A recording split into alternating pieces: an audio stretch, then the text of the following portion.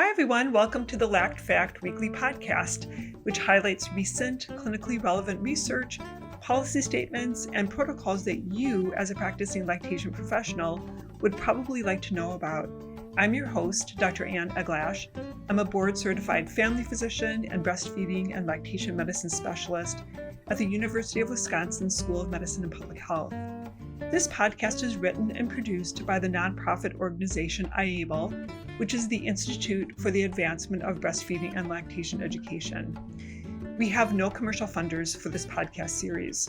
Today's Lact Fact comes from the following article, Hypertensive Disorders of Pregnancy and Breastfeeding Among U.S. Women, with the first author, Gianna Nardella, MD, MHS, and this was published in JAMA Network Open for July 2025. For background, according to the authors, hypertensive disorders of pregnancy, including chronic or gestational hypertension, preeclampsia, and eclampsia, are major drivers of morbidity and mortality for both mothers and infants.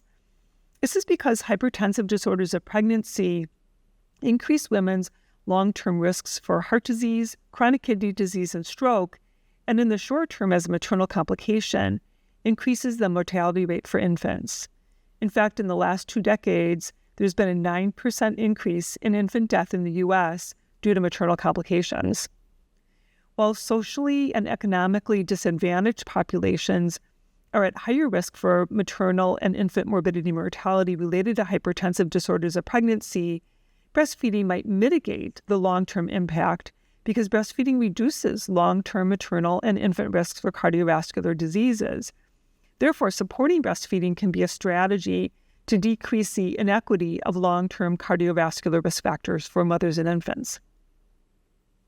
The authors in this study sought to identify the association between hypertensive disorders of pregnancy and breastfeeding outcomes.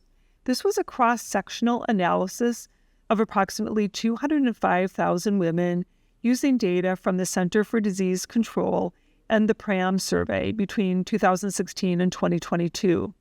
PRAMS is the acronym for the Prevention Pregnancy Risk Assessment Monitoring System that surveys women in the U.S. between 2 and 6 months postpartum on their attitudes, beliefs, and experiences during pregnancy, prenatal, and postpartum periods.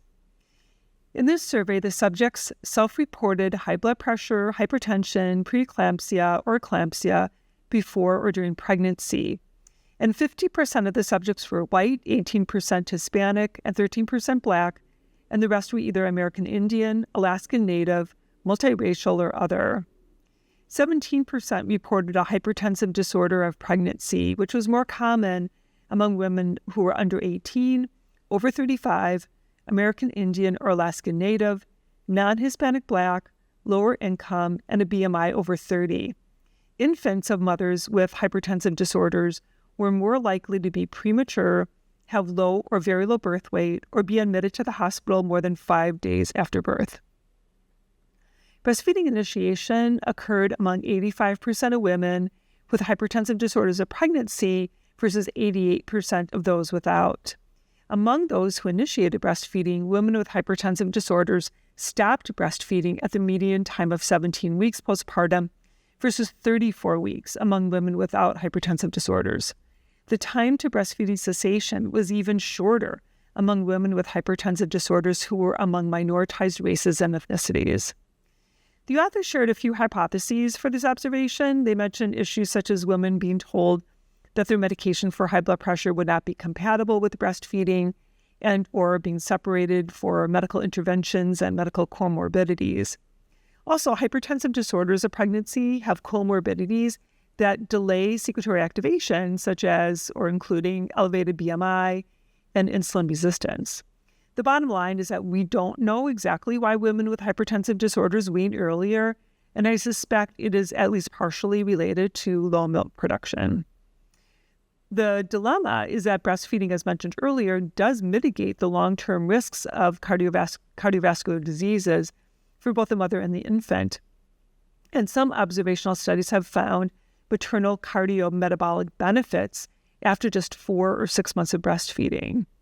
We can learn more about this population and hopefully support their intentions by being more proactive, which means referring these mothers to a breastfeeding medicine specialist or a lactation consultant early postpartum, like directly from the hospital, for close monitoring and support. Hey everyone, thanks for listening. I encourage you to check out iAble at lacted.org, which is LACTED.org,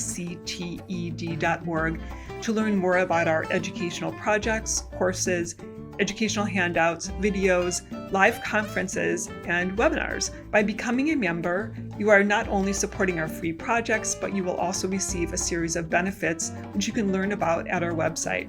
I'll be back with another LACT fact in a few weeks.